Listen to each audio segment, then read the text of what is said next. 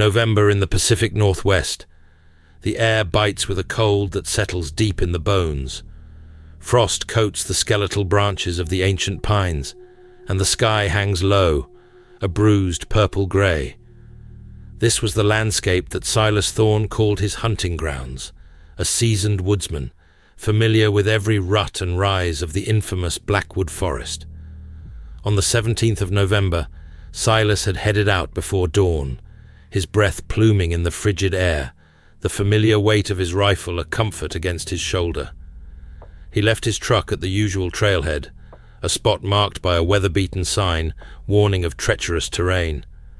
His wife, Martha, kissed him goodbye, a silent ritual performed countless times over their 30 years together.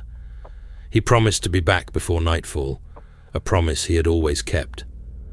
But that evening, the porch light burned long past dark, casting a lonely circle onto the falling snow. Martha called his phone, her voice tight with a fear she tried to suppress. It rang, hollow and unanswered, deep in the silent, unforgiving woods. As the hours bled into a new day, the silent fear solidified into a chilling certainty. Silas Thorne was lost. The local sheriff's office initiated a search. Blackwood Forest, however, was not known for giving up its secrets easily.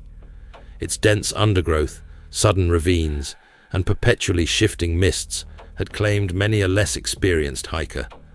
After 2 days, the official search yielded nothing but a single muddy boot print believed to be Silas's, found near a swollen riverbed miles from his usual path. The community, small and tightly knit, couldn't stand by. On the 3rd day, a volunteer search party was formed. Leading them was Elias Vance, a retired park ranger whose face was a map of every ridge and valley of Blackwood. Beside him was Deputy Mark Jensen, young but sharp, carrying the weight of his badge with earnest determination. And trailing them, a quiet, almost spectral figure, was Ben Carter, a local trapper whose ancestral knowledge of the woods was said to be as old as the trees themselves. They were the best of the best, 3 men who knew the forest intimately, men who understood its moods and respected its power. Their plan was sound: retrace Silas's last known steps, then fan out, coordinating via handheld radios.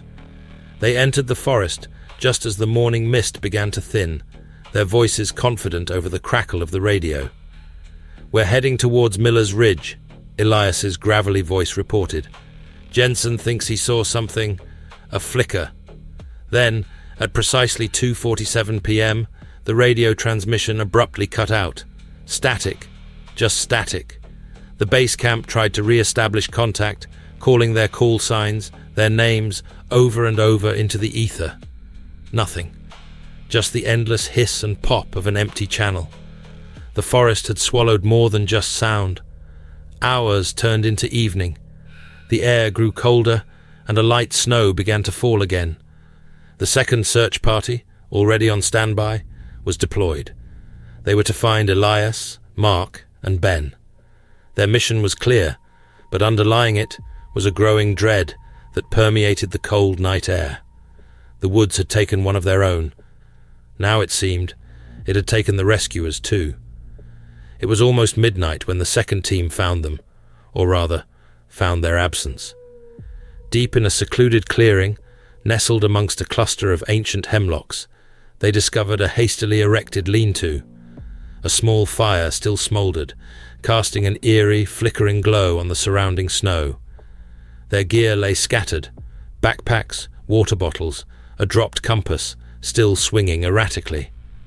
The handheld radio, precisely where Elias would have placed it, was on, emitting a low, continuous hiss of static. But the men, Elias, Mark, Ben, they were gone. There was no struggle, no blood, no signs of a fight, just the profound, unsettling stillness of an abandoned camp. It was not a sign of struggle, but of an abrupt, unearthly cessation. It was as if they had simply stepped away, or perhaps been erased from the very fabric of the landscape. No footprints led away from the camp through the fresh dusting of snow. Nothing. The authorities launched a massive, coordinated search effort. Helicopters crisscrossed the canopy, their searchlights cutting through the darkness. Trained tracking dogs were brought in, their handlers desperate for a scent. Days turned into weeks. The entire forest was scoured, every cave, every crevice, every hidden alcove. Yet, no trace of Silas Thorne, nor his 3 would-be rescuers, was ever found. But there were a few details that defied explanation, details that lingered like a cold breath on the neck. Weeks after the initial disappearances, a hiker discovered a crude carving on the bark of an ancient oak, just a few hundred yards from where the search party's camp had been found.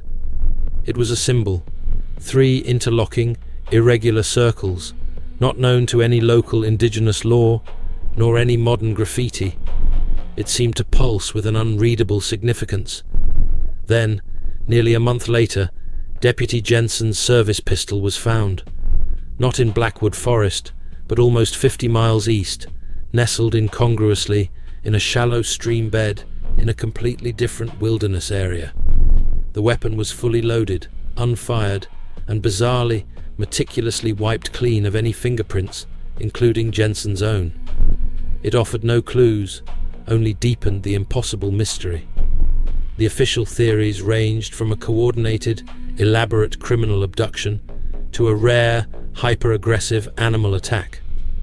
But none of these explanations fully accounted for the complete lack of evidence, the absence of struggle, the pristine condition of the abandoned camp, or the baffling discovery of the pistol so far afield. Locals, whispering in hushed tones, recalled the old stories of Blackwood Forest, tales of ancient malevolent spirits that guarded its oldest trees, of strange lights seen deep within its impenetrable depths, of people who simply ceased to be. Was it a coincidence that the symbol found carved into the tree bore a chilling resemblance to symbols depicted in some of these forgotten legends? Years have passed since that frigid November. The families of Silas Thorne, Elias Vance, Mark Jensen, and Ben Carter live with an enduring, agonizing uncertainty. Blackwood Forest has settled back into its primordial silence, its ancient trees swaying in the wind, holding its secrets close. The lean-to has long since collapsed, the fire pit scattered, overgrown with moss. The snow melts and returns each year, burying and then revealing the same silent earth. No bodies, no answers, just the vast, indifferent expanse of the woods. What happened to Silas Thorne? What did Elias Vance, Mark Jensen, and Ben Carter stumble upon in that remote clearing? And why did Blackwood Forest hold its breath and then breathe out only silence?